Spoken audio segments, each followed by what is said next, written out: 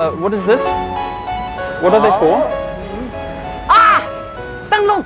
Danlong? Yeah. What is Danlong? Danlong. Danlong? Yeah. Danlong. Can I help you?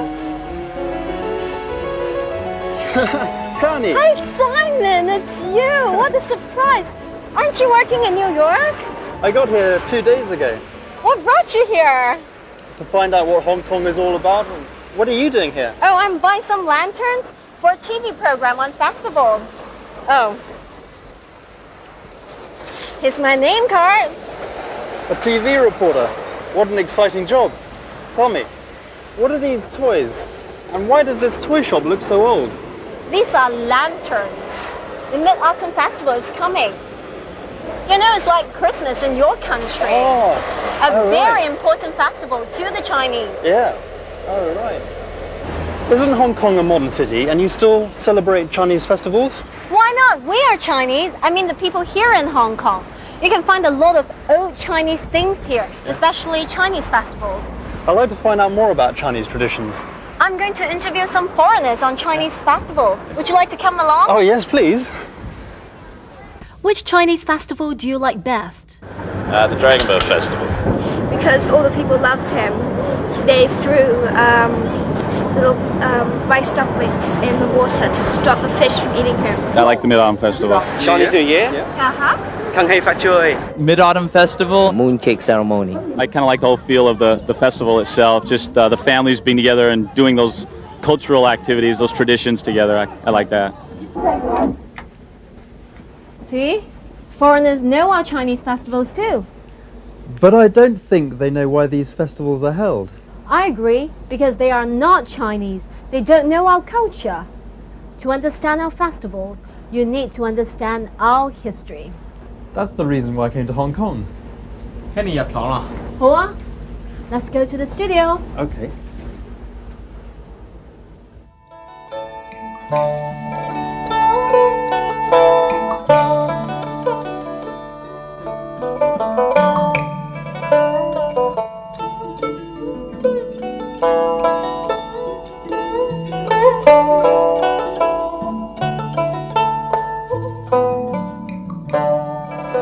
Here's the studio.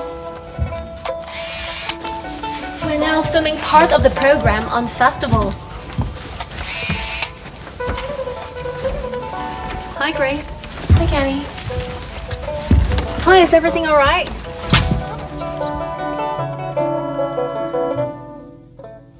Who is this Chinese lady? She's Chang'e, the moon lady. The Moon Lady? She's the lady in the story behind the Mid-Autumn Festival. Is this the lantern I saw the other day in that shop? Yeah, I bought it for the program. Look at the lanterns over here.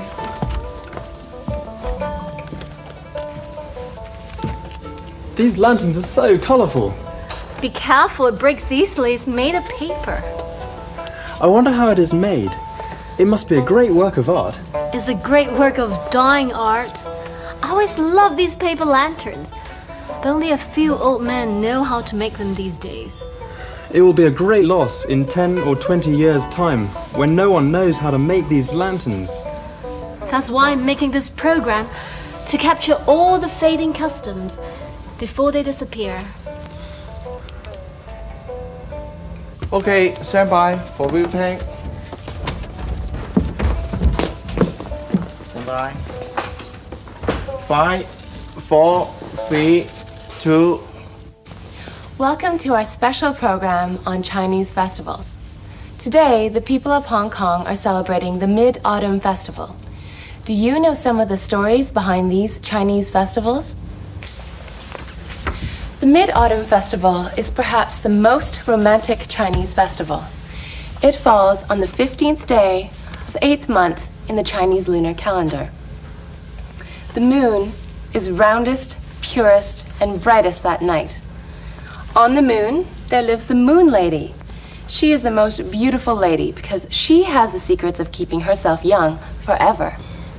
To celebrate Mid-Autumn Festival, families have big dinners at home in the evening. They also eat moon cakes, the special food of the festival. Do you know how traditional moon cakes are made?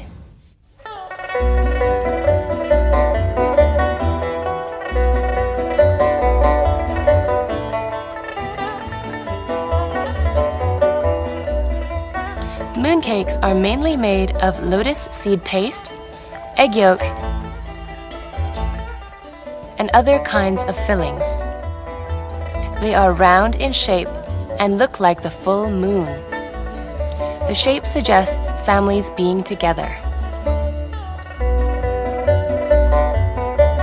After family dinners, parents take their children to the park to play with lanterns and enjoy watching the moon.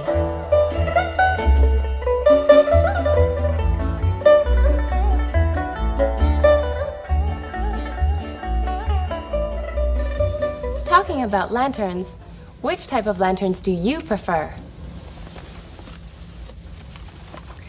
This paper lantern? Or this plastic one? I definitely love this paper lantern. Plastic lanterns have become more and more popular nowadays. But have you ever thought that traditional paper lanterns may be dying out? Mr. Leung has been making paper lanterns for more than 30 years in Hong Kong. It takes him nearly 1 hour to prepare a big paper lantern. Very few young people will have the patience for such careful work today.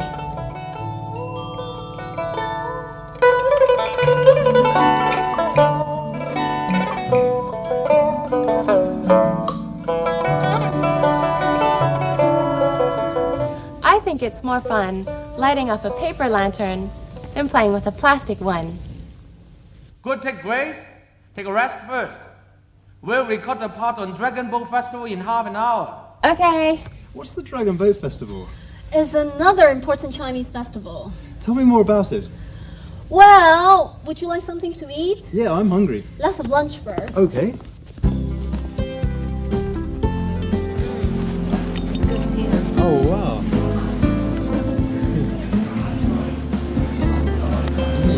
Try it.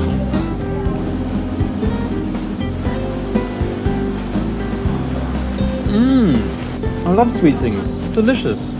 You can only eat mooncakes at the Mid-Autumn Festival.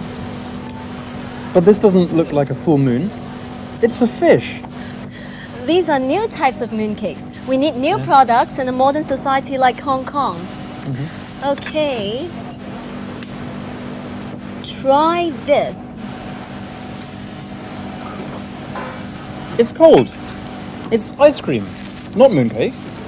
It's an ice cream mooncake. That's very clever. It's the West and the East together. We Chinese are very clever, you know. We make up new products to keep people's interest in our traditions.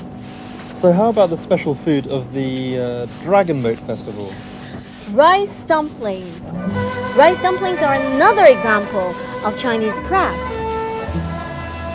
The green beans, rice, pork, and egg yolk are wrapped in lotus leaves.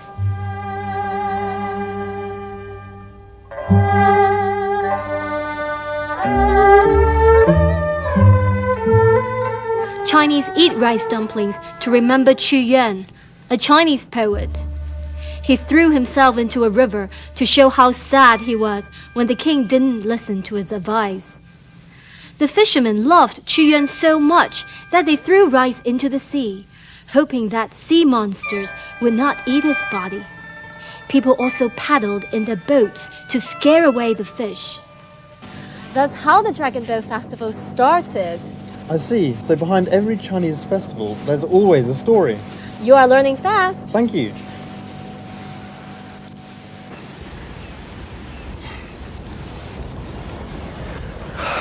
It's so quiet. It's so unlike Hong Kong. It's quiet and peaceful now, but you can't imagine how crowded and noisy it was when the Dragon Boat races were held. Could the Dragon Boat races be held here? The river is so narrow. In Hong Kong, nothing is impossible. In Chinese history, dragons were the symbol of power. To make the dragons alive, a special blessing ceremony is held before the dragon boat race. The eyes of the dragon heads are dotted in red, and then the dragons become alive with energy and power.